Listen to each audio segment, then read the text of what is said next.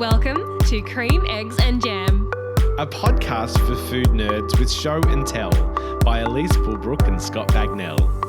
We love to cook with cream, eggs and jam and learn from food people who give a damn. So join us each week for thoughts, tips and tricks with guests, recipes and more in the mix. Jingle bells, Hi, it's Elise here. And I'm Scott, and welcome to our Christmas special of Cream, Eggs and Jam. Yes, it's so nice to have you with us. And today I'm coming to you from Wurundjeri country. And I'm coming to you from Yuggera country. And we'd like to start our podcast with acknowledging the traditional custodians of the land in which we're recording our podcast today and pay our respects to elders past and present. So we thought it would be wonderful, perhaps a little bit of fun, perhaps joyful. One last hurrah. A last hurrah for 2022.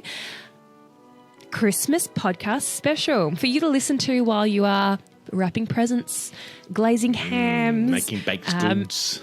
Yes, perhaps you're icing cookies, gingerbread. Maybe you're making a massive gingerbread house creation. Yes. We're going to give you some tips and tricks on some Christmas hacks, some of our favourite things that we like to do at Christmas time. We're going to talk wow hams. Ooh, yeah, a wham. Yes. Is that a thing? Or is that a singer? Now it is. Is that a band? It is. I think they sing that Wake Me Up Before You Go, that one. Oh, yeah, cool. Okay, we're not going to talk about them. We're going to talk about hams. No, we're not going to go down that tangent where we could impose ham-related lyrics into a popular song. Anyway, we're going to talk how to Masterchef your Pav game. Yeah, I love a good Pav. Maybe some entree, main and dessert ideas for your ultimate Christmas table. Absolutely. We are going to play a little game where we're going to bring into the fold seasonal favourite ingredients at this time of year in Australia, and Scotty and I are going to come up with how we would use that ingredient in Christmas context. Oh my gosh, I feel the pressure already, but that's not what this episode is about. We want to alleviate pressure. Christmas can be a stressful time of year, and I think, just let it go. I think do something that makes you happy. Yes. We don't have all the answers, of course, but we want you to know that we're in it as well. Yeah. We're real people, and Christmas isn't just about decorating the halls with bells and holly. No. We are in this together, and, if you need any last-minute tips and tricks, just contact us. We're here to help. We want to make your Christmas fabulous, and I think we should get into our podcast. Let's get into it.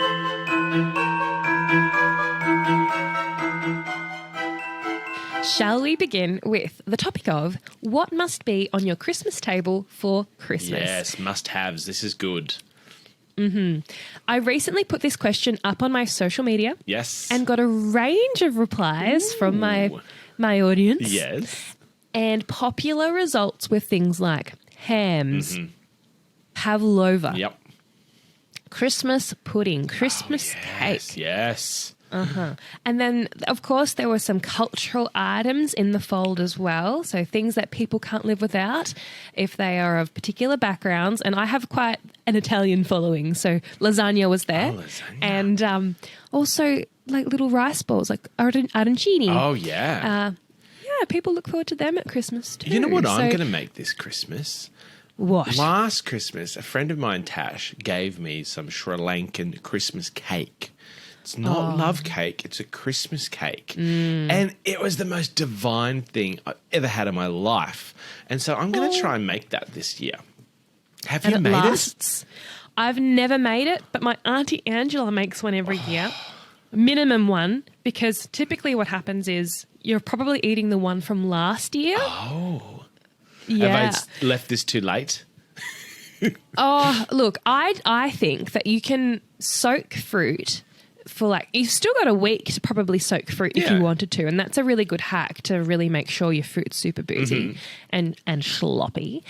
I also believe that it's also not too late to make a pudding. Okay. But this could be an unpopular opinion. I'm not a purist when it comes to these things. I am if it needs to happen, to be on the table, to be there, just make the best you can with what you have. Yeah. You know, if you only have a couple of weeks, 3 weeks, you've got time. If you've got 2 days, you might have time. 24 hours to soak your fruit, go for it. Yeah, I think, it's still going to be delicious. And a lot of people get caught up on recipes. I think that's the biggest thing that stresses people out is they get caught up on following recipes to a T. And if you don't have that specific ingredient or you don't have that extra day or week to do something, they just abort the mission. But I think you can still go for it. You can substitute things. You can leave things out. Put something else yummy in instead. If you can't find the fresh sage at the supermarkets, you can put something else in instead and it's still going to be delicious. Don't let that put you off. Or if some booze is a bit too pricey, opt for something similar but cheaper. I often use Cointreau in my baking, particularly at Christmas time, because like Grand Marnier is a bit more pricey. See what suits you. If you would like to have a Christmas in July, now's the time to double your puddings, double your cakes. Why not? Have something at the back of the fridge or the back of the pantry cupboard for you to enjoy for another party that you've started planning at least 6 months in advance. Yes, no doubt. The Christmas pudding, like if I'm going to make a Christmas pudding, like soaking the fruit and having that all like macerating and getting gorgeous for 6 months makes the most amazing pudding. But you're right, you can do it 24 hours beforehand and it still has enough time for that booze to soak into the fruit and it's still delicious. I agree. Now, we've said, Scotty, we don't want to encourage stressful Christmas time. And here we are talking about making puddings and cakes from scratch.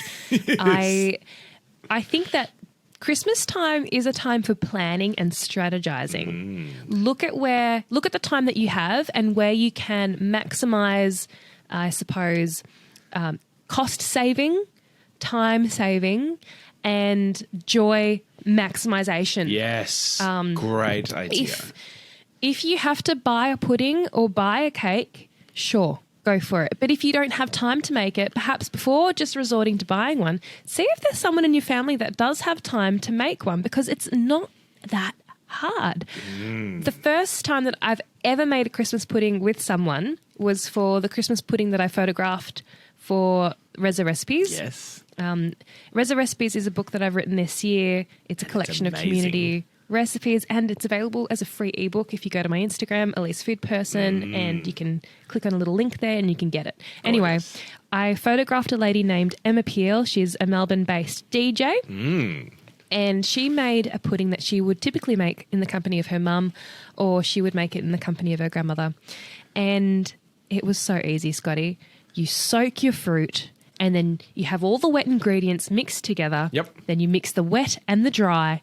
You pop it all into a calico, linen kind of cloth, and you steam it. You do have to watch or boil it. You have to watch the water level of the pot constantly because water does evaporate, particularly when you have the pot on for up to 3 hours. So you do have to keep a kettle on and just keep topping up the water and look at the levels. All the instructions are in this recipe, but it was so easy. People get intimidated by puddings. They perhaps seem complicated, but they are not at all. And what you can also do, what I love at Christmas time, is you can pimp stuff up, buy the pudding, and then make a beautiful brandy custard. Grab some beautiful seasonal fruit and have with that. You can pimp it up so you've eliminated the stress of making the pudding, but, sides, I think, are a really important element, not just for desserts, but for, your main meals, those sort of things that you can easily add in, and that personalizes that Christmas touch. Your brandy custard, Scotty. Oh, yeah. Can you run us through how you make that? Is that something you know off the top of your head? What is your brandy custard kind of method? And will you post it for Christmas? I should post it for Christmas. I love making custard for Christmas and my cousin Mark is addicted to my custard. And so his Christmas present every year, I make him a big litre jug of custard. That's his present every year. He just eats it out of the jug with a spoon. It is so delicious. I think the trick with custard is egg yolks, lots of egg yolks. I like to put lemon zest in my custard. It just gives a nice little freshness. and it's Christmas time. Don't try making low fat, any sort of skimping on the ingredients. Go all out, I say, at Christmas time. It's a time for indulgence. It happens once a year. So I use just cream in my custard, egg yolks. Like thickened cream? Yeah. Egg yolks, lemon, brandy. Absolutely delicious. And I just pop it in the Thermomix. If you don't have a Thermomix, you can do it on the stove. It's really quick to thicken it up on that stove. But the Thermomix is great. You just throw everything in, hit the button, 8 minutes later, you've got the perfect custard. Oh, yeah. I do enjoy using the old Thermomix. Yes. But are you looking for an anglaise type consistency with your pudding, or do you like something a little thicker? I like it a little bit thicker. I put a bit of corn flour in mine because I like to just get that consistency where you get that dollop and it holds its shape a little bit but then just droops over the pudding. It is so luxurious and delicious. Beautiful. Would you – I have one final question. Do you prefer hot pudding, cold custard, or hot custard, cold pudding, or hot and hot? Hot and hot. You're in Queensland, well, so. This is true. Yes. Hot and hot, I think, is the best combination. But you're right. Queensland weather at Christmas time is usually horrifically muggy and hot. And so most of the things on my Christmas table are cold. I'm going to pose a question to you. What is your must-have on your Christmas table? What does the Elise Poolbrook Christmas table look like? Yeah. Look, it's not necessarily the Elise Poolbrook table. I have created a situation of control over Christmas Eve, but I don't have a situation of control over Christmas Day.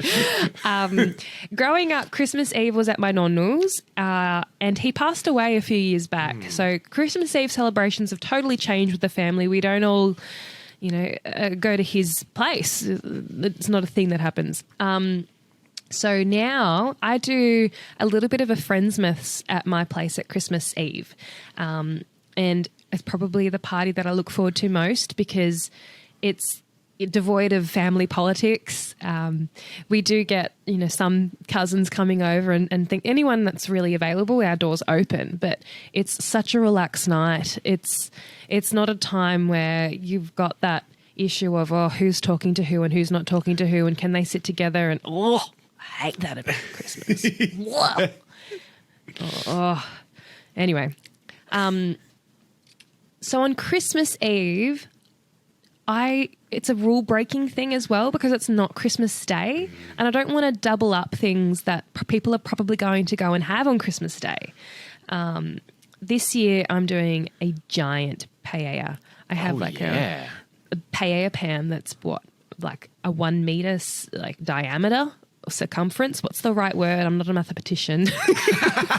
Diameter. It is huge. I fed 50 people with it. Yes. With you, we did a wedding after party that was Spanish themed. And little did we know we would be feeding Spanish people, and luckily they were happy. Yes.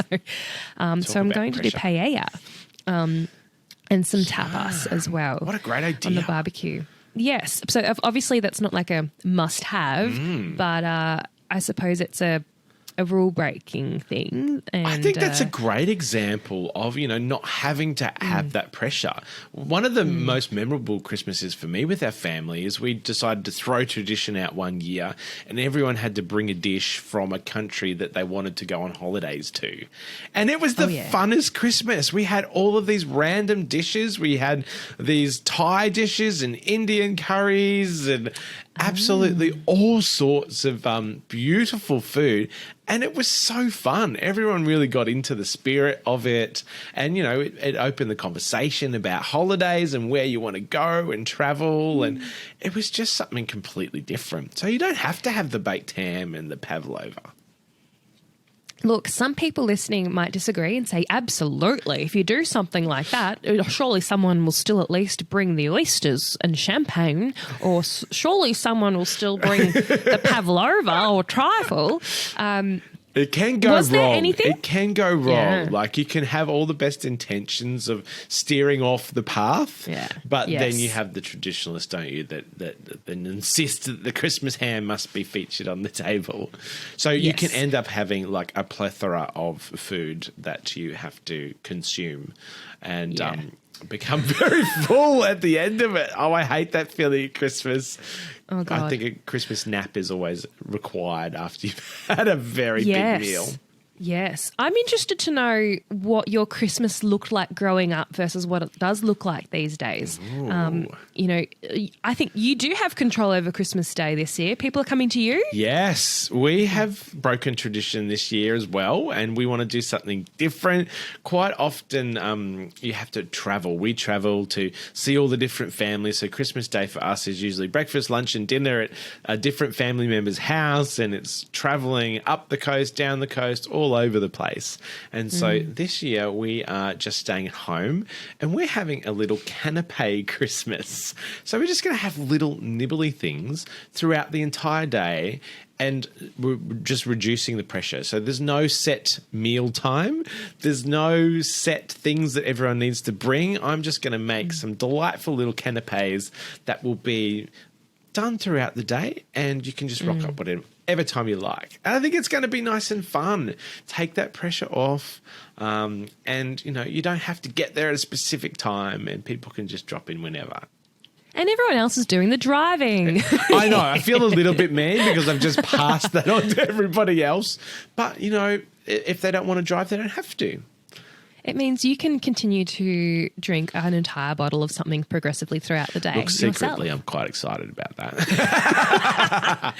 I have some lovely wines from the Margaret River. For me, growing up, there was so much driving, and some years there was more driving than others. I am a child of divorce, and so that meant, and so is my mum. So that meant going to Nonnell's Christmas Eve. Christmas Eve at Nonnell's would typically include like Italian donuts, zeppole, and they would be donuts that would either be like savoury donuts with anchovies in them or parsley. I've had your anchovy donuts. They're so good. My Nonna Carmela would make them on Christmas Eve. And so that's my Nonnell's second wife. She's Calabrese from the south of Italy. And her zeppole were always very oily. And they would be like a staple Christmas Eve starter.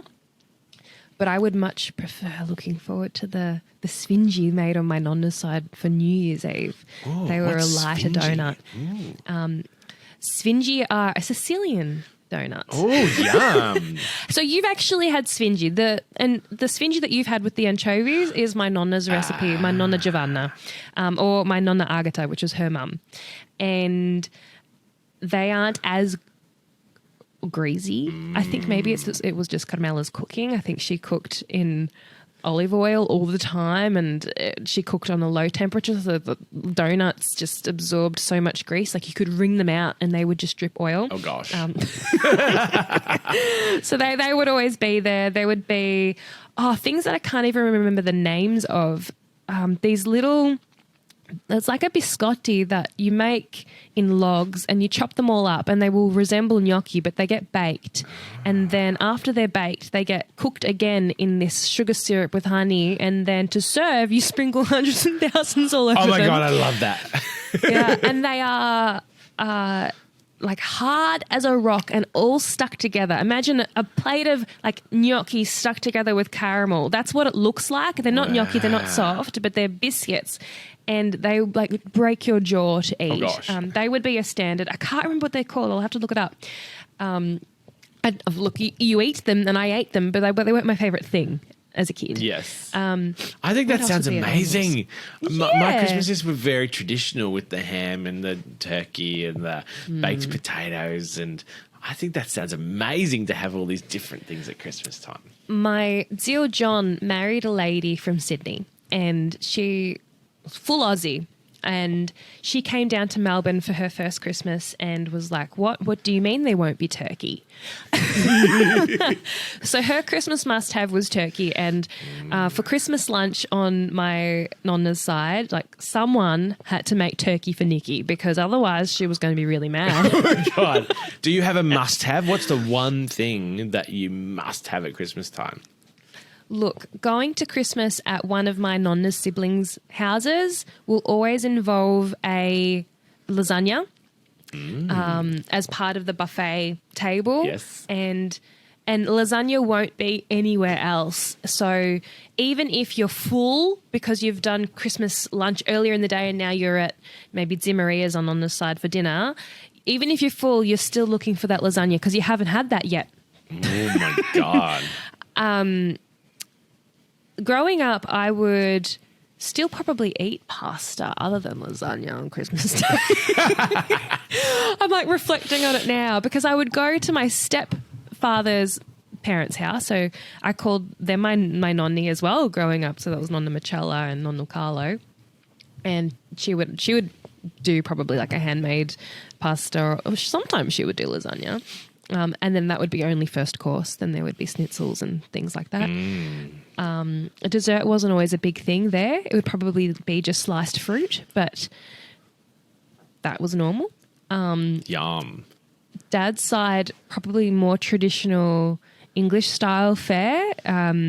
Even with the Sri Lankan influence, like Dutch burger, Christmas cooking is very much similar to the Australian Women's Weekly Christmas experience with all the roasts, all the trimmings, roasted vegetables, but everything would be allocated. So we would specifically allocate, okay, when we know that Auntie Sharon's going to do a good job at roast vegetables, let's allocate that. We know... Divide and conquer. I love it. Divide and conquer. We know Auntie Angela's going to do a good job at the puddings. Sago pudding, Scotty. Oh my God. Oh, yes. Sago pudding is my favourite at Christmas time. I do a really yummy Turkish delight sago pudding. It is divine. Oh my God. There are a lot of Christmas must-haves upon reflection. My Christmas must-have is prawns. It's a Queensland thing, probably. It's usually really, really hot. And so cold prawns, maybe, to mix it up, you can do a bit of a prawn cocktail with some sliced iceberg lettuce and some seafood sauce and some lovely prawns on top. I love a good prawn cocktail. But, yeah, it's cold stuff. Cold stuff in Queensland. The cold ham, cold prawns, potato salad, all of the cold things. Growing up, that was what we would typically have. Sometimes a turkey, but mostly cold ham, cold prawns, potato salad. Yeah. Look, the allocation to Dad has typically been seafood. Yep. And people do expect prawns. And putting the food node cap on, it is so hard to find sustainable prawns. So hard, especially at Christmas when everything is just sold out. If you can go the extra mile to look up where your prawns have come from and understand maybe what kind of environmental factors they might be living in, try to.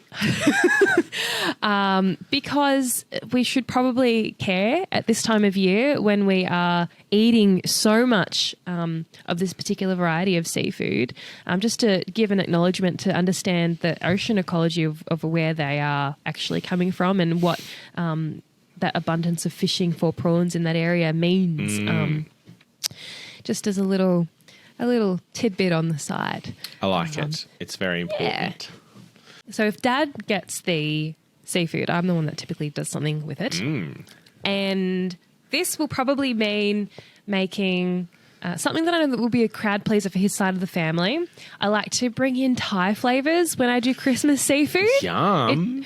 I don't know why this is my impulse, but it's delicious, so why not? Why not? Like a Thai-styled sauce for the oysters, fresh, lots of beautiful coriander, spring onion, all chopped up nice and fine with lime juice, fish sauce, chili, ginger, garlic, mixed up, water, a little bit of water, maybe a little bit of sugar to balance. Yum, yum, yum. And fish cakes are actually, if you've got time to make fish cakes, I love fish they cakes. are an economic way to bring seafood to the Christmas spread. Yes, yum. Without breaking the budget. There was one year I did a seafood cocktail with Moreton Bay bugs. It was a salad with avocado, mango, watercress. And what I did with the Moreton Bay bugs was I poached them in like a store-bought tom yum paste. Oh, yum. Right? Like a tom yum broth, store-bought paste, tom yum broth. Poach your shellfish in it. Yum. Okay. And then I dressed the seafood once I peeled it all with like a chili, like a store-bought Asian chili oil. Yum. And I made a mayonnaise with sriracha in it. It sounds way too many chili things for me. Too much chili. But like it was a lot of jars and a lot of like just mixing stuff. Yeah. And it was delicious. Everyone was like, what, make this every year? Yum. So the seafood wasn't doused in the mayonnaise. It was just dressed with and kind of glossy from the chili oil. Gorgeous. Just refreshing bit of lime, a little bit of olive oil on the leaves, avocado, a little bit of parsley, some coriander in the mix as well on the leaves and the salad. Arrange the seafood on top and then carefully dolloped sriracha mayo so you've got like pockets of that creamy dressing. And you can transport that quite easily. You just make sure you keep your seafood in one container, your mayo in a jar, and the sliced avocado, mango, and rocket kind of separate in one container. So when it comes to assembling it together, you've just got your platter, put the leaves down, put the sliced mango and avocado down, put the seafood down, and then your mayo, and you're done. Oh, my God. Gorgeous. Yeah, beautiful. There are so many Christmas must-haves. I suppose something that was very, very, very popular in my little poll to the public was ham. Ham. To glaze or not to glaze the ham? That's always a big question. It is a big and very important question. And what to glaze it with. I like a glazed ham. I think it's a little bit more dramatic and it looks beautiful and it's a great way to impart some extra flavour into that ham. Absolutely.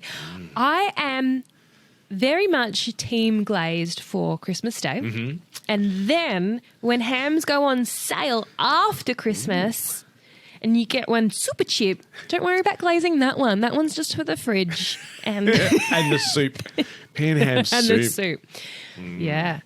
Now, to have a wow ham at Christmas, Scotty. Yes. Do you have like a go-to glaze recipe, or what is your approach? Look, like a lot of things in my cooking, I like to introduce booze into my glaze. Yes. I have done an amazing Campari glazed ham, but I think my most memorable is taking that. I did Campari glazed ham one year, and then Andrew actually helped with that one. He did this amazing Campari glaze. And then the next year I thought, no, we need to elevate this again. And I did Seville coffee Negroni glazed ham. Oh, my God. So Negroni is one of my favourite cocktails, and Seville coffee is a coffee with an orange liqueur in it. And so the orange, the coffee, and the Negroni, all of those things, like the bitter orange, the coffee, the orange works so good with ham. So I do a glaze. I put some vermouth, which brings this beautiful herbaceous, which is what you would maybe put in a Negroni. So 100 mils of vermouth, 60 mils of Campari, 60 mils of gin, a shot of espresso coffee, and about 150 grams of raw sugar. and you cook all that into a glaze in a pot, make this beautiful sticky glaze with all of that, and you just baste that over the top. I sprinkle it with a bit of ground cloves, or you could put the little, if you score your ham gorgeous, so take the skin off your ham, but keep all the fat. That's really important. So you don't want to bake your ham with the skin on. You want to take that, peel that skin off really carefully and get rid of that skin. But that fat layer is really important because when that roasts up, it just like melts away and caramelizes with the sticky glaze. And so you can either sprinkle it with ground cloves or you use the whole cloves, score it beautifully and put one clove in each of the little squares of you scoring on the ham. Pour that glaze over the top into the oven. It doesn't need very long. You could only like 30 minutes. You just watch it because it's a lot of sugar content, can burn a bit quickly. So you just want it to get it all beautiful and caramelized. And can I tell you, coffee, orange, bitter of the Campari, it is amazing. So that's my little complex ham glaze. I've got that Your recipe on my website, actually, growcurry.com.au, so you can check that out. I think I will. Yeah. What's your go-to ham glaze? I've only ever been allocated the Christmas ham. Actually, I don't even think I was allocated. I think I just noted in the allocations that no one was doing ham, so I took it upon myself to add it to my workload. Oh, no.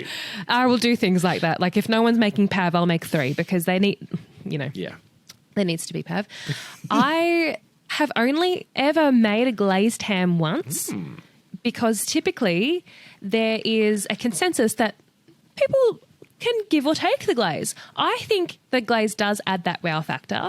My partner Adam, his sister Christy does the glazed ham for Christmas breakfast. Ooh, yum. And she does a glazed ham with the wow factor every year. And, I should really ask her recipe because I'm sure it's simple.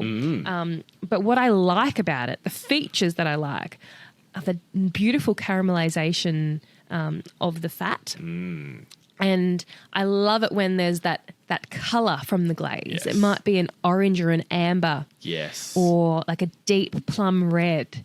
And so that would be what I'm aspiring for from a glaze. Not just glossy, but also a staining of the fat on the ham. Yes.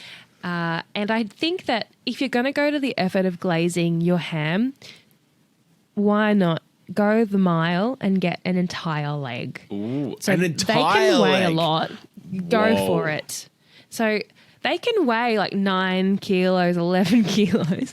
Think about what's realistic for Christmas Day consumption and then what's realistic for afterwards. If you store it in a handbag and you store your ham appropriately, correctly, you can get through your ham without any waste. Yes. Use the bone for soup. This year, Scotty Bagnall, I am glazing a ham. Oh, yeah, fun. So the process has started with sourcing my pork. I want to source pork that has been reared in a situation that is as delicious as possible, in a situation that the pigs have been as happy as possible without also breaking my budget. Christmas time is a time where you can end up spending a lot of money. So I am going to get my ham from a butcher that knows where the pig has come from rather than from the supermarket. In terms of the recipe, I've actually settled on, and can you believe it? I've already decided. You've already decided this? Yes, I've decided. I've decided on the you've changed. Bill Granger recipe. I know.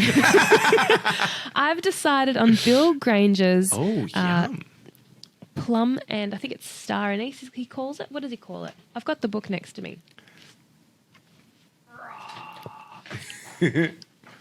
I love Bill Granger's recipes. Classic.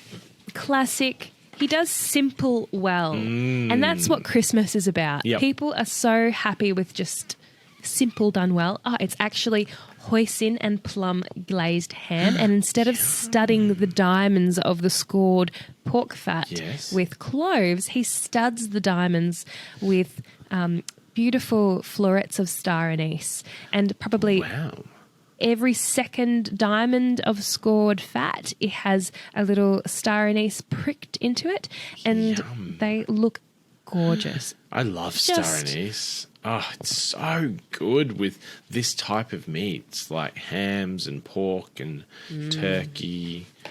Oh, yeah. Duck. Yum. The spices are almost traditional. The flavors are almost traditional in this recipe. I'll post how I approach it on my social media. But the ultimate thing here is that it's a little bit out of the ordinary. So it is a wow ham. I like the It doesn't hoisin steer hack. too far from tradition. And you've got that gorgeous caramelization, that deep amber colour from the plum in the glaze. Delicious. Yeah. Now ham. you mentioned storing your ham appropriately. What is your best way to store ham? Yes, you need a handbag. Handbag. What is a handbag? Different to a handbag. That's right. You need Don't a put your handbag. ham in a handbag. You're Gucci. Like, don't do that. You need a clean linen, either handbag or cloth that you regularly, and I'm talking every day to every second day, rinse with a water and vinegar mix. Yes. I think I'm pretty lazy about it, and what I'll do is I'll get a big jug, I'll fill it with water. First I'll rinse out the bag. Yep. I'll fill up the jug with cold water and add a really generous splash of white vinegar, the cheap stuff. Yep. And then I will dip the bag into that, give it a really good soak, wring it out, and then wrap up the ham again. And you have to keep changing the bag and putting it into the fridge in that moist bag so that your ham does not dry out. Keep the ham beautiful and juicy. And it still lets it breathe a little bit. Doesn't go slimy. If you wrap it in plastic, it can't breathe and it can go off really quickly and go a bit slimy. Yeah. The calico bag is a great idea. It's time to hear from some of our listeners with their Christmas qualms. Ooh, I'm excited about this. Let's see what... hopefully the questions aren't too difficult. I'm feeling nervous now.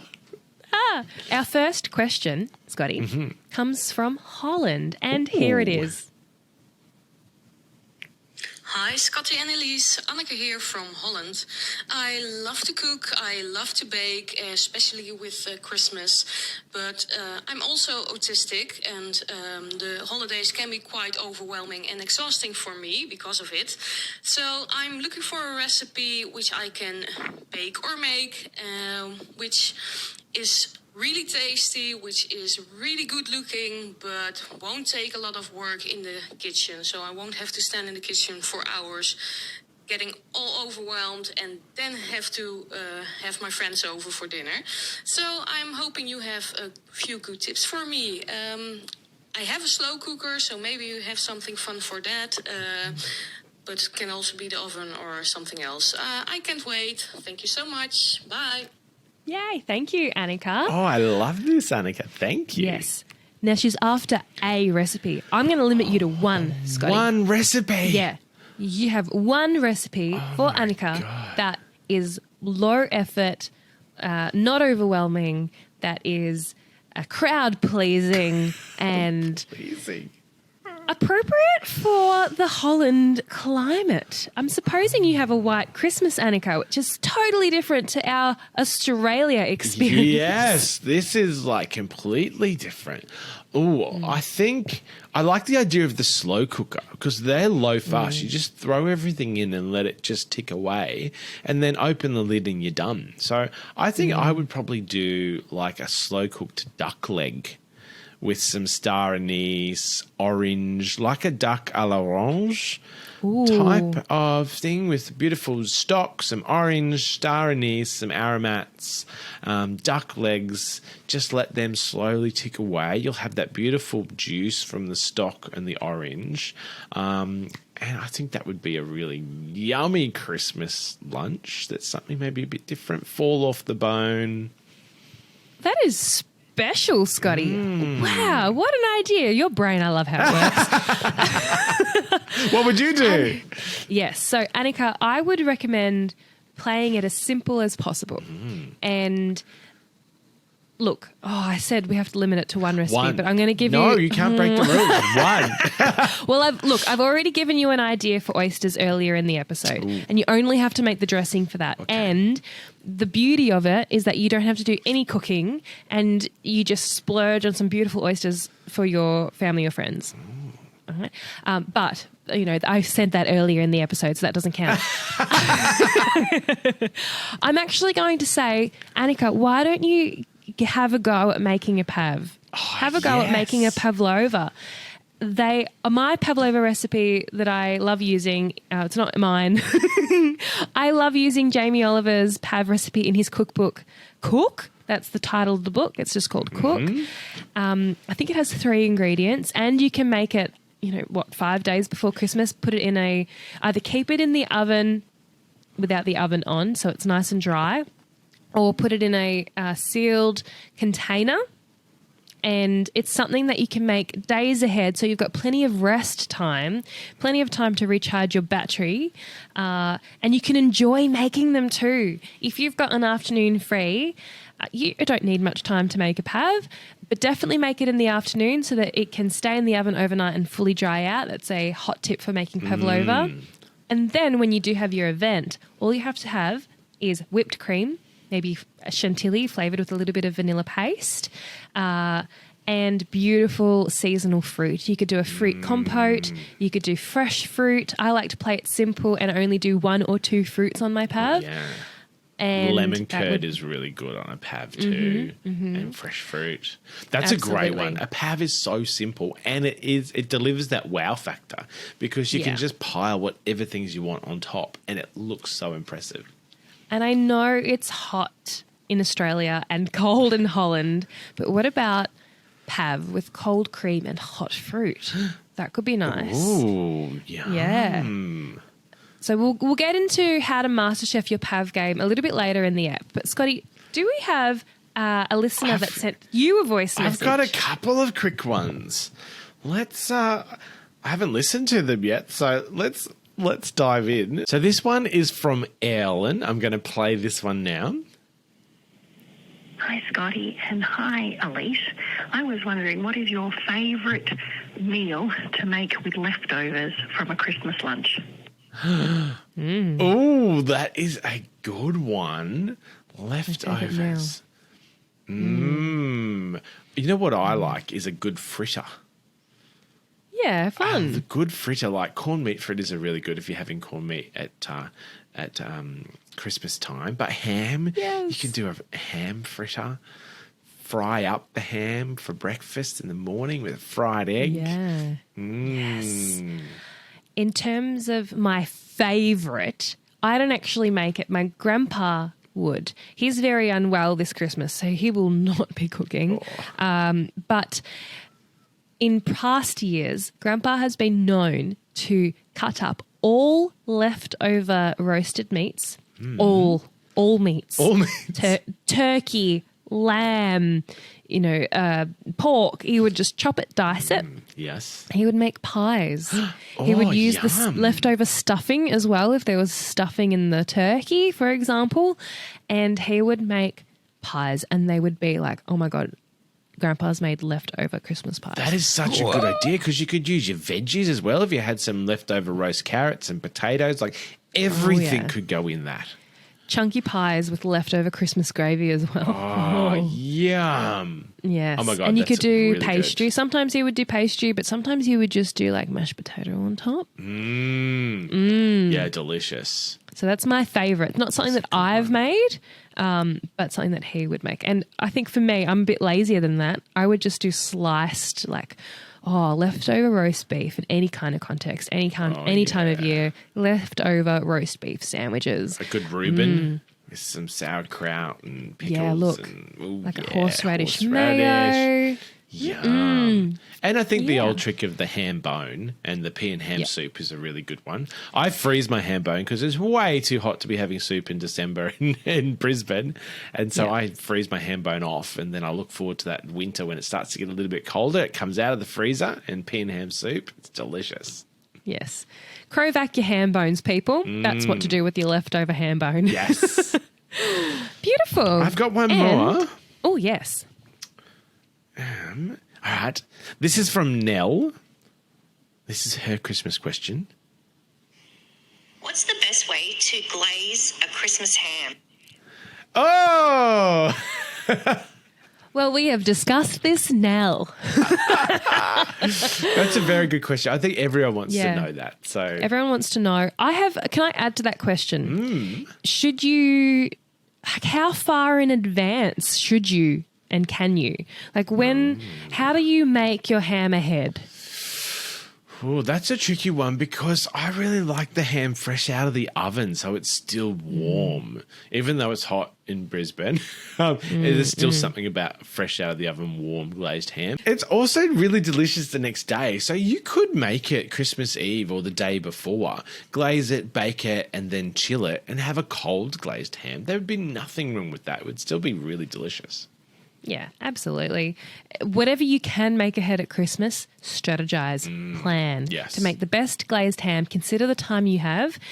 Do you have time Christmas morning to get your pre-prepared glaze out of the fridge and your pre-scored ham? So remove the fat early, perhaps. Score it early. Start it with cloves the night before. Yep. And then the morning of Christmas, maybe brush it and bake it then. Maybe that is the best way to do it. But if you don't have time, you don't have time. Yeah. And, oven space is always at a premium as well. So you've got to consider when are you cooking, what needs to be in the oven, at what temperature, and thinking about that when you're planning your menu. Planning that menu ahead of time and thinking about oven space is super critical. I've definitely been caught out before at Christmas time with having all these things and then you go to put it in the oven and there's no space and it can be a bit of a disaster.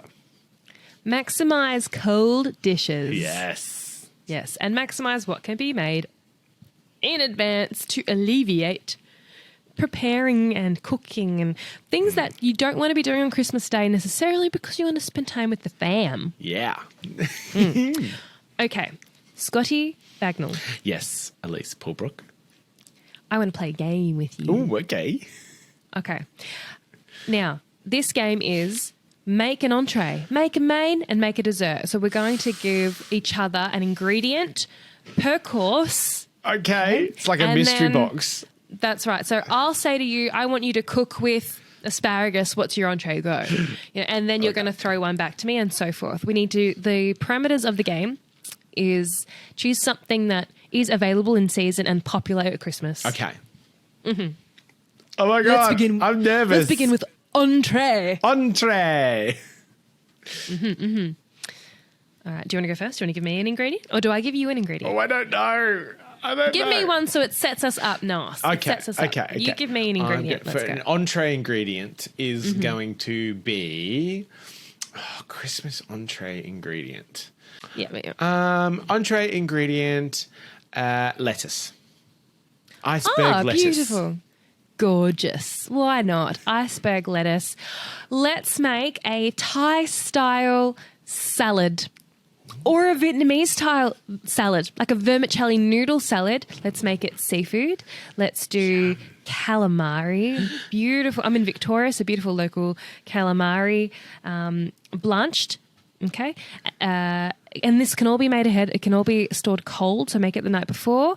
And it will also allow the calamari to absorb the beautiful flavours of the dressing that you're going to make. If you're opting for like Vietnamese flavours, choose a nok cham to dress your vermicelli noodles, shredded carrot, shredded cucumber, maybe bean sprouts, shredded iceberg lettuce. Hey, yum. And the calamari that's been just quickly blanched.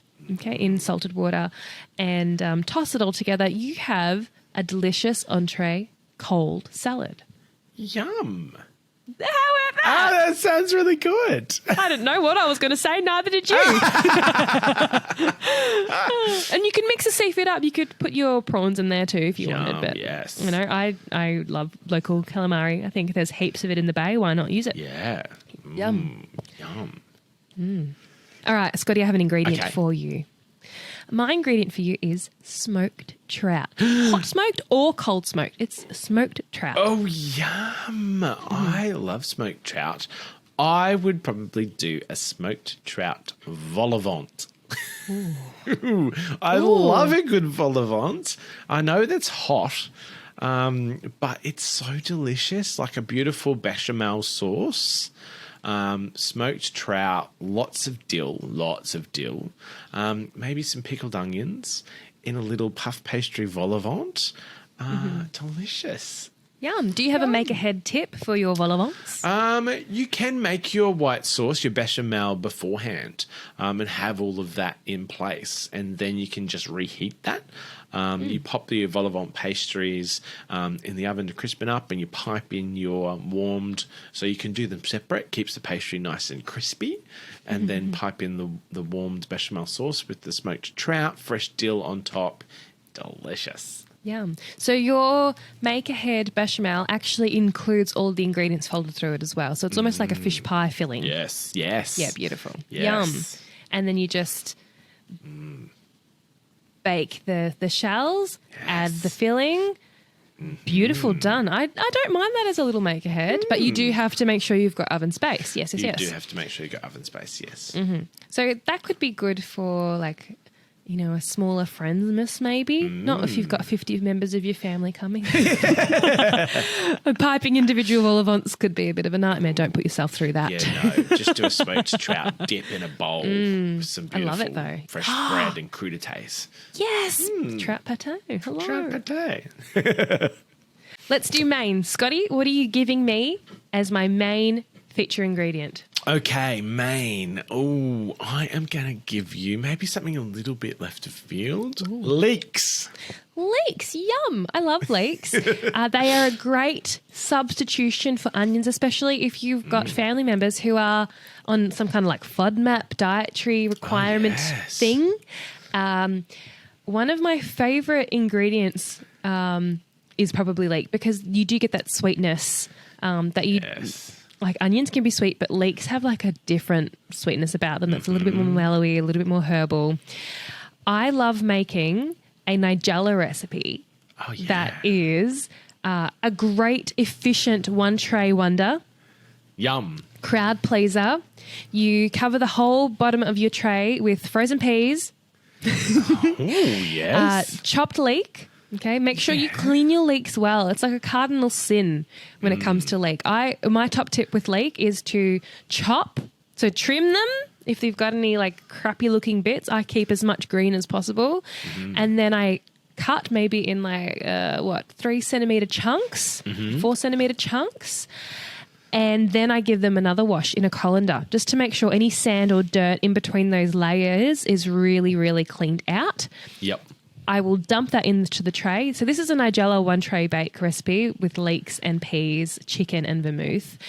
You drizzle the peas and leeks with olive oil, salt, add vermouth or white wine, whatever it is that you might have. Her recipe might actually be white wine and I just might make it with vermouth. I can't remember. And then you put your chicken thighs on top, seasoned beautifully, lots of salt and pepper, maybe some thyme.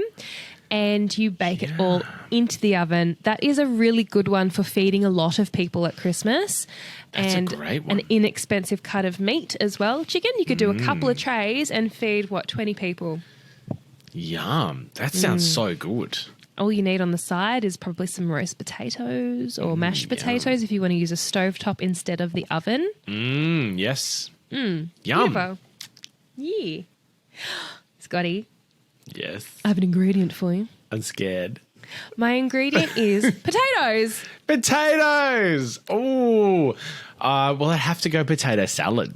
Oh, yum. You're in Queensland, of course. It needs to be cold. I love a good potato salad, and I mix it up all the time.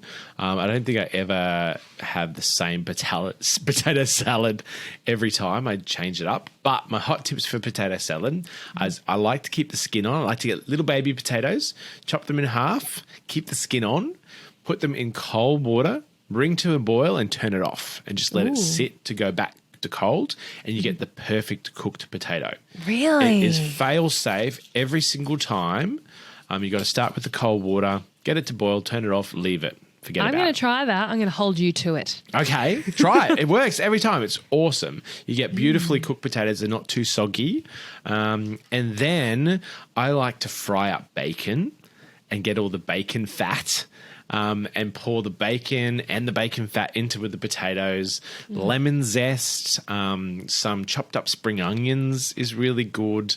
Hard-boiled eggs, really important. And usually I just do some beautiful olive oil, salt and pepper. And it doesn't have like a mayo.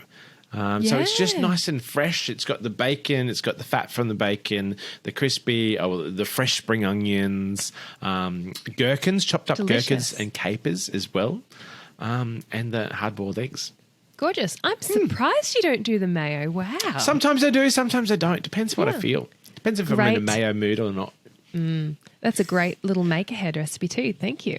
I liked it. Very nice. And you're not cluttering the oven with roast potatoes. Yes. Yep. Yep.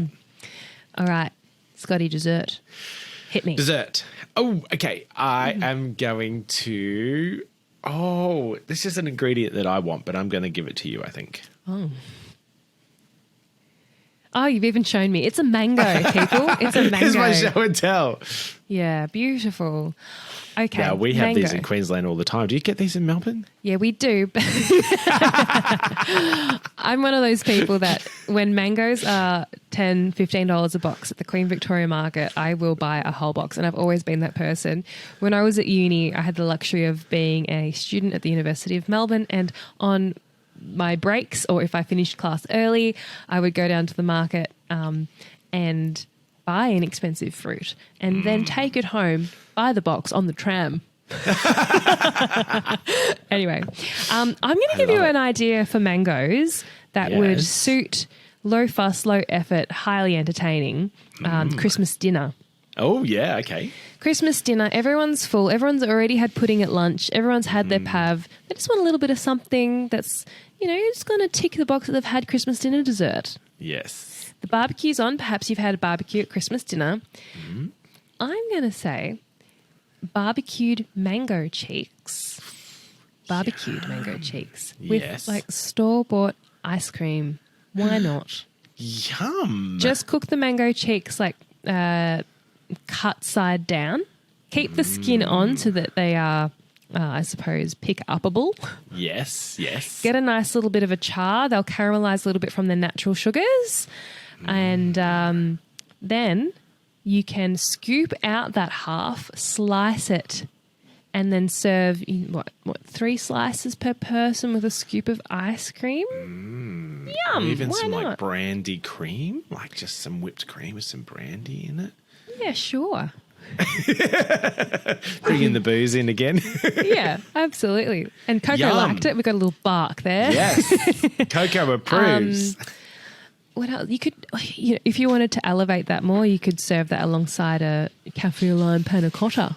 Why not? Oh, yum, yes. And some panna beautiful cotta's fruit. an easy one to make at Christmas. You can make that ahead of time. Absolutely. And it can just be sitting in the fridge ready to go. Order your panna cotta molds now. Yes. So that they come in time for Christmas. Scotty, your dessert ingredient will be cherries. Yay! I've actually got some cherries here. I had no idea you were going to give me this ingredient. It just fell off the stalk. Cherries are so good. Fresh cherries when they come into season. These are good already, and it's already a little bit early. But so good. I think for me, cherries has to be a pavlova. It has to be a pavlova. Fresh cherries on a pavlova. I also do a Turkish delight pavlova. I'm addicted to Turkish delight. Anything rose water.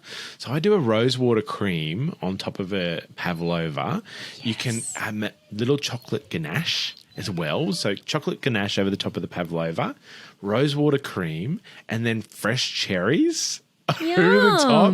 It is so good. The freshness of the cherries, the chocolate ganache, the rosewater cream. It has all those flavors of Turkish delight, but it's nice and light. And cherries always look magnificent on a pavlova. Gorgeous. This is a beautiful segue to how to Masterchef your pav. Oh, yeah.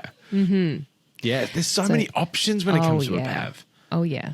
Flavoring the meringue is a big one. Do something a little different and have flavoured meringues. If you're doing a cherry topping, what about a chocolate meringue?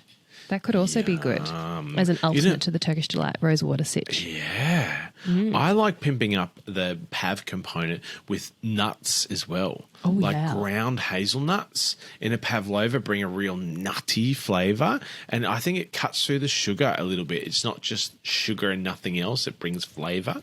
Do you have a tip for making sure that people don't add too much ground nut, or how should they grind their nuts? There are a couple of variables there that could end up in a pavlova disaster.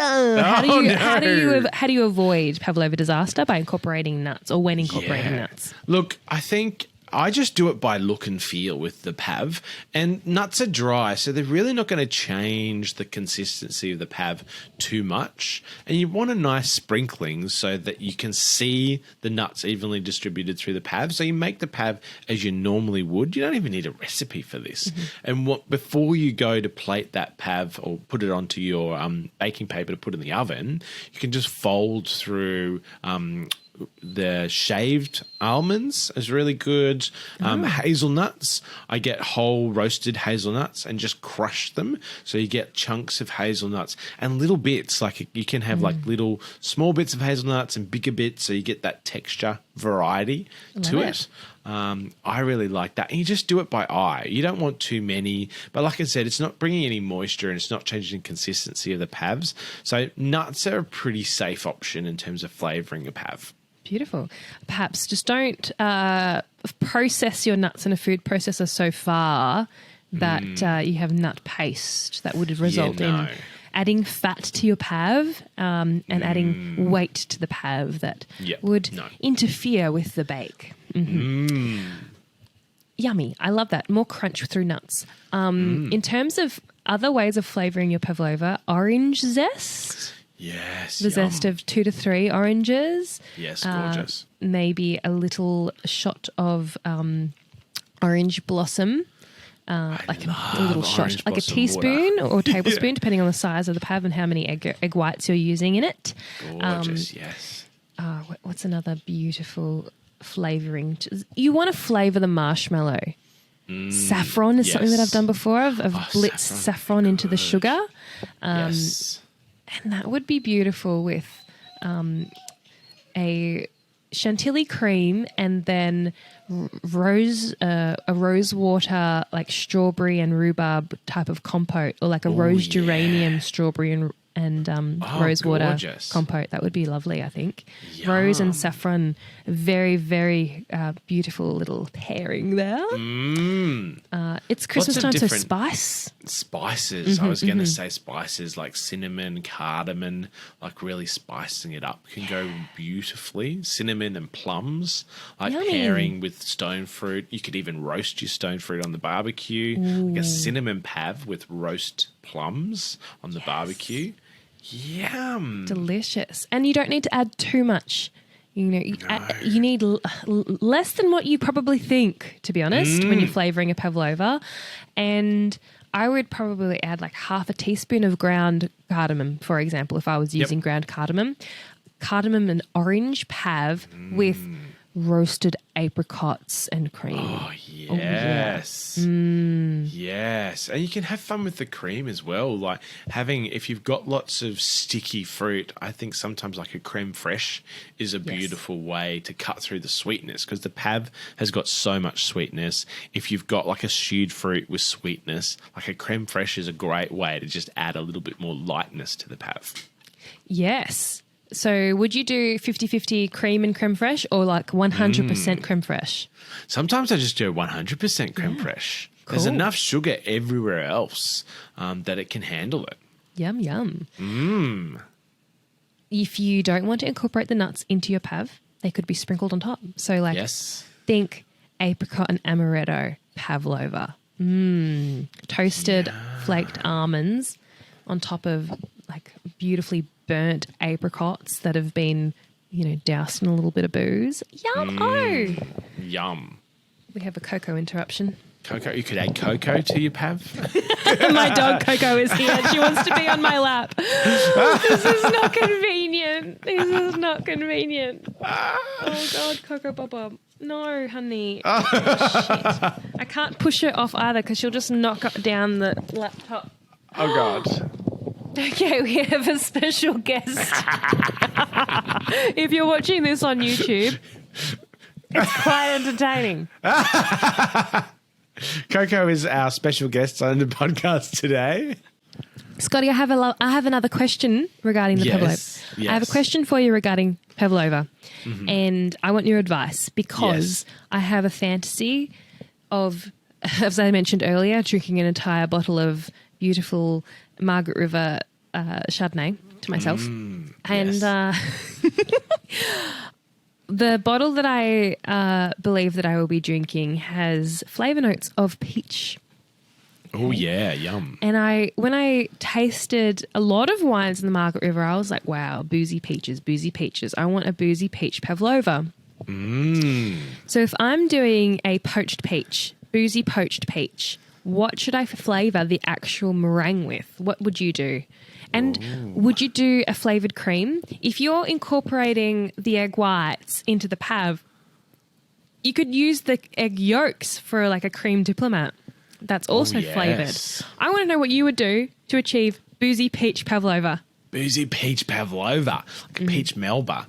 I think, there's lots of things that go really well with peach. Amaretto, like almond and peach, go really well together. Yes. So I think I would probably put some toasted, slithered almonds through the pav to get a bit of that almond texture. And then maybe a boozy custard. Ooh. I like the idea of using, because when you make pav, you've got all these egg whites, you've got all these egg yolks left over. So being smart with that, you could do a curd. But I don't think a lemon curd and a peach. It could be yummy, but I think I'd go with a custard and maybe an amaretto custard. Yeah. I think I'll stick to like just peach as like the fruit or like the flavour. I was reading a book. I can't remember which book. There's about 5 cookbooks stacked next to my bed at any given time. And one of the pavs in this particular book was flavoured with a herb sugar. So sage had been blitzed with sugar. Oh, yeah. Before being slowly added to the egg whites as you would make a pavlova, that slow, gradual adding of sugar. So it was a sage sugar. Wow. What herb would you think works well in that boozy peach situation? You know what I would do? Tarragon. I have tarragon. I have it growing in my garden. Tarragon, because it's got like a star anise type vibe, and star anise and peach, and I always think that licoricey sort of flavour goes really well with Christmas. That's such a great idea. I could do ouzo poached peaches. Yes. Whoa. This is it. This is it. Do you think the moisture from the tarragon, when you make a tarragon sugar, will bring too much? Is that a thing? Will that be a problem? I don't know. You could dry the tarragon out. Or should I just use anise? You could. Aniseed. Or fennel. Fennel. I am going to make a fennel sugar. Fennel sugar, fennel seeds, yeah. I'll make a fennel sugar for the meringue because that's a little bit more less trial and error sitch than adding the herbs. Yep. And what flavour creme pat for a cream diplomat? So a cream diplomat is like a creme pat, so a heavy custard with corn flour in it, very thick, that's lightened with whipped cream. Yes. What should we flavour the custard? There's an opportunity there to infuse the milk. Infuse the milk. You know my garden too. Lots of herbs, lots of variety. I've got lemon verbena. I've got so much going on. Lemon verbena could be interesting. Lemon verbena, fennel. That would work. That lemon and star anise, aniseed. That could be yum. Fennel meringue with lemon verbena, cream diplomat, and ouzo poached peaches. Oh my God. Look, it's unusual. I've never seen it before, but I think you should have it a go and report back to us. Have a go and report back. Yeah. I mean, I could just do a basic vanilla cream, but I don't know. Are we happy with that cream diplomat? Are we happy? Are we pausing? No. With the lemon verbena. Lemon and fennel go well, but it's lemon, fennel, and peach. Is that fine. Too many things? No? Look, lemon, it's breaking fennel, a rule of 2 things, but it does. It's 3 things. I love keeping things simple. I think you can stretch to 3 for Christmas. I can stretch? Yeah. Okay. Yeah. All right. I'm the kind of person that when I make a salad, it features like a leaf and maybe one or two other things, and like the dressing, of course, but I'm not a everything but the kitchen sink salad kind of girl. If there's a salad on the table and it's just a mixture of every single vegetable and leaves and cheeses, I'm like, well, something has gone wrong. I like those ingredients individually plated. Yes. In Yeah, pairs keep or it simple. triplets maximum. Now, you've mentioned, Elise, a couple of cookbooks that are your go-to for Christmas that you draw inspiration from. I think we should do a bit of a cookbook share. This is something that we've done on our podcast numerous times before. And, I've got a few cookbooks lying around that I like to refer to. Have you got any go-tos for Christmas? The go-tos that I'm going to mention, Scotty, are books that I've had for quite a while. So I'm not making suggestions of any new releases, and in many ways this is problematic because some of these books were published a while ago and the recipes are a little dated. Recipes that are classics never get old, but sometimes there are some canapes from the 90s that should never resurface. I think Nigella's Christmas is a little bit of a culprit of that. She's been around for a while, and there are some recipes that we probably just wouldn't make in 2022.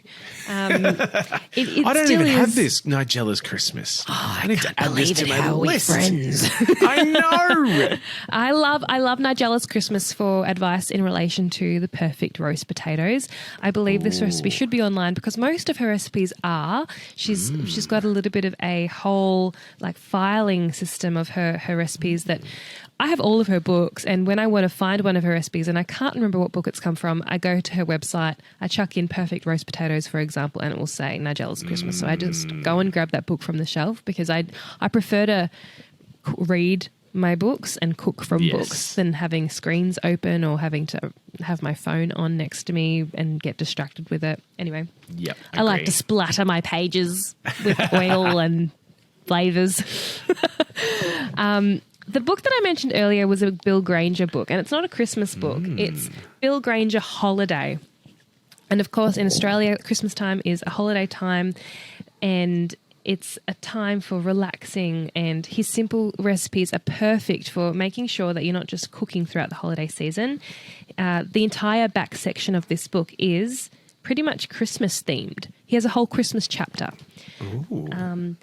Other Christmas books, I have Margaret Fulton's Christmas, and I have a Maggie Beer Christmas book too, and almost everything has verjuice in it. The Queen of Verjuice. Yeah. And I think what is, I suppose, similar to the Maggie, Nigella, and Margaret Christmas special books is that they're all books that have recipes that are made for ultimate comfort. And as much ease as possible. These are books that feature recipes that are simple, economical, and, are family friendly. Cooking for everyone in the family can be nightmarish. And these are women that know the game very, very well. If you ever see these books in op shops, definitely grab them. I love a good retro cookbook, but I'm going to share. I've got one retro cookbook to share, but I'm going to share a newer version. This is very not on brand for me because I'm a big fan of the old retro traditional recipes. But like I said, at Christmas time, I'm now at that point in my life, I think that I want to just mix things up and do things different. And a really good go-to for me that has delicious recipes that are predominantly vegetarian and hero sides is Ottolenghi Flavour. I think this one is a great book. It's got beautiful vegetarian recipes, hero side dishes. Ottolenghi's the master of flavour.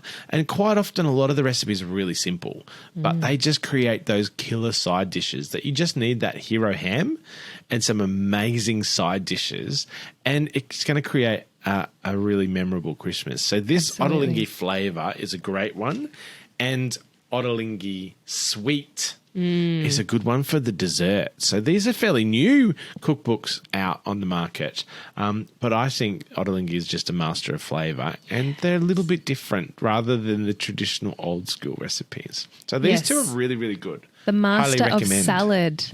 Master of Ottolenghi is a Salad. great suggestion at Christmas. Good Maximising cold dishes on the table, flavour bombs, and of Yes. course minimising, making sure that when you are cooking with a protein that you're, I suppose, buying less meat but better quality, and then you don't miss having a lot of meat or a lot of different varieties of meat because the vegetables are so good. So good. And everyone in the Yes. family is happy. The vegetarians are happy. The vegans are happy. Yeah. Yeah. Gorgeous. I love so they're that suggestion. They're my new ones. This is my little retro one. Oh, cute. Women's Weekly Christmas. Woman's Weekly Christmas. This is one of my favourite ones. And what I do a lot of, and why I love this one the most, is it's got beautiful little Christmas gift ideas. And one of the things that I love to do at Christmas time is bake gifts for people. So you don't have to it's really hard to buy presents for people. It's hard to know what they want. You don't want to give someone something that they don't like, or they have to store it. So baked goods, I think, are really, really good because they're yummy, delicious. You enjoy them over that Christmas period, and then you don't need to find a spot on your shelf. Yes. And so this little Christmas Women's Weekly, this is an old one. I've had it for years and years and years, but it's full of really yummy little Christmas gift ideas, which I love. What are cooked gifts or baked gifts that you've given to people at Christmas in the past? Oh, look, I like to do a coconut ice. That's a nice retro one. I have just made this year a beautiful Davidson plum coconut ice. So to cut through the sugar, sometimes coconut ice can just be sickly sweet. The pink layer I flavoured with Davidson plum, which has got a beautiful sour tardiness to it. So the bottom layer is vanilla and the top layer is Davidson plum, and I put some cranberries in there. It's a beautiful little Christmas hack. You can just use your standard coconut ice recipe, but in the pink layer, fold through dried Davidson plum powder and some cranberries, and you have a nice little Christmas hack on the coconut ice. Yeah, cute. Yeah. Cute. What do you make Christmas gifts? I do something different each year. There was one year I gave out little hampers to everyone in the family. Oh gosh. I wouldn't recommend it. It was too much. It's a I lot. would, in terms of the favourite things from the hamper, the hamper year, we will call it. The hamper year. I've learnt from the hamper year. In subsequent years, I've only done one thing. Yes. The hamper year had vegetable stock paste made in Oh, the wow. Thermomix. Yes. Okay. Jars of caramel, butterscotch caramel. Oh yum. Jars of spiced nuts. Oh yum. The hampers had a rhubarb vanilla jam. Yum. And I learnt from that year. I probably had That is a lot of work. a biscuit or something in that hamper too. But in subsequent years, I have made one biscuit. I suppose something quite involved, but not as involved as a whole hamper of handmade things. I made from the book that you just suggested, Sweet, the rhubarb custard yo-yos. Yeah. Oh yum. Yeah. They were a little bit more work than what I realised for making en masse. And instead of just using rhubarb as a buttercream flavouring, I also did a passion fruit buttercream. So custard yo-yos with passion fruit buttercream. Yum. And everyone loved. I made little tins of them. So I got all the tins off Gumtree. I made sure they were Gorgeous. clean, but I drove around Gorgeous. collecting tins. So I could fill it up to give to everyone. Oh wow. How many of these biscuits did you make I in used total? so do you much think? butter. I don't know. I felt like I was making biscuits for 3 days, Whoa. which is not necessarily what you want to do with your days off before Christmas. No. So I don't recommend doing that. Do it in smaller quantities, yes. That's why I like the coconut ice. You don't need to use your oven. It's just quick. Mix it all together, throw it in the fridge, cut it up. Goes a long way. You can make a big batch easy. Yum, yum, yum, yum, yum, yum. I think the most important thing at Christmas time is to be kind to yourself and reduce the amount of pressure on yourself that you can. If things don't go to plan, it's not the end of the world. Life goes on. Everyone is still going to have a good time. Christmas is about connecting with people and family and those that you love, and they're going to love you no matter whether that Christmas ham is overbaked or underbaked, or whether that turkey is exactly textbook as you wanted it and dreamt in your head. It's still going to be delicious, and just don't put that added level of expectation and pressure on yourself. I think. Yeah, says keep the it man easy. Up until 2 a.m. making 50 million brownies. Yeah. Yeah. Scotty, what are you doing for Christmas to be kind to yourself? What are you actually doing? Because I want to keep you accountable. Oh, yeah. Are you Look, that's a very planning good question. a break at all? I'm going to have a little break. Yes, I think I really need that break. It's going to be hectic right up until Christmas Day, I think, but it's going to be nice just to spend Christmas Day at home. I'm going to be cooking, but I love cooking, so that's not a big problem for me. It's something that I love doing, and the fact that I can just have fun at home, cooking all day on Christmas and relaxing and not have to go anywhere is going to be good. And then I'm just going to have some downtime, I think. That Christmas and New Year period goes so quickly and everything's shut and everyone's away. So it's a good time just to recharge. So I think I'm going to spend some time on the couch, watching some Netflix and just relaxing. Oh, fun joy. What about you? I'm hosting Christmas Eve, and I've got a couple of catering jobs booked on either side of Christmas. So I've really stuffed up myself. I haven't planned for myself. So This doesn't sound like you're looking after yourself at all. No. I've got, like 3 full-on work days early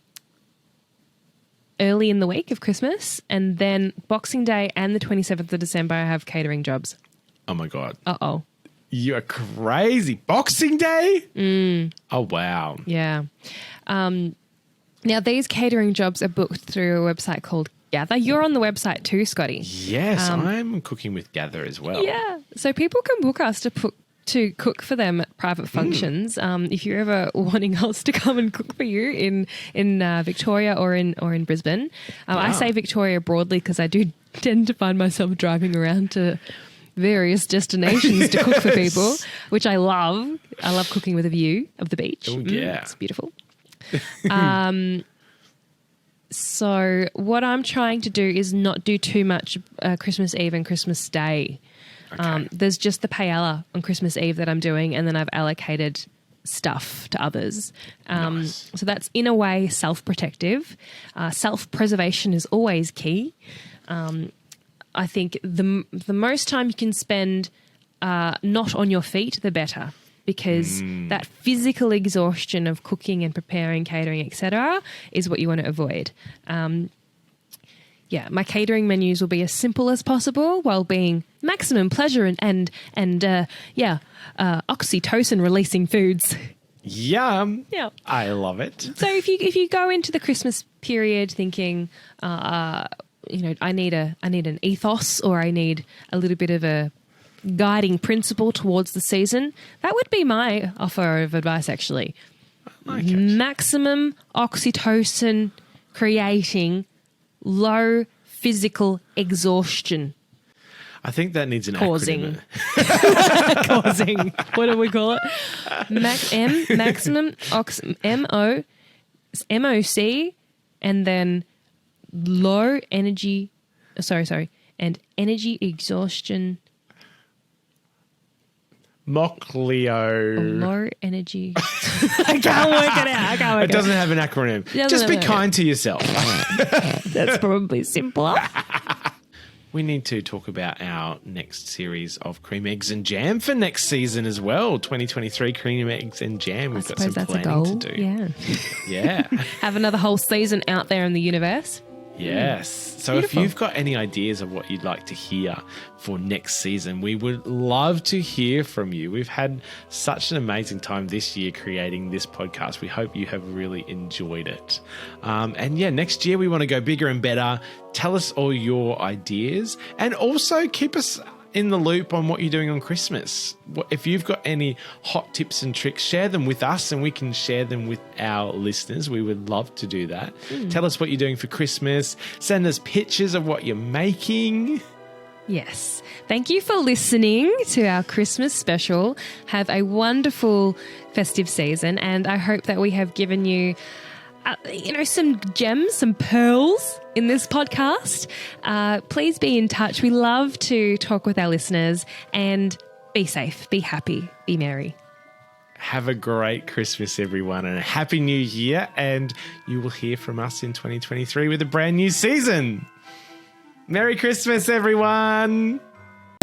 You've been listening to Cream, Eggs and Jam. I'm Elise Pulbrook, and you can find me on Instagram at Elise_foodperson. And I'm Scott Bagnall, and you can find me on Instagram at @SSBagnall. If you'd like to send us your show and tell, you can email us scottyanddelise@gmail.com. Or if you'd like the visual experience of this podcast, you can find us on YouTube at Cream, Eggs and Jam. Have a great day. Happy baking!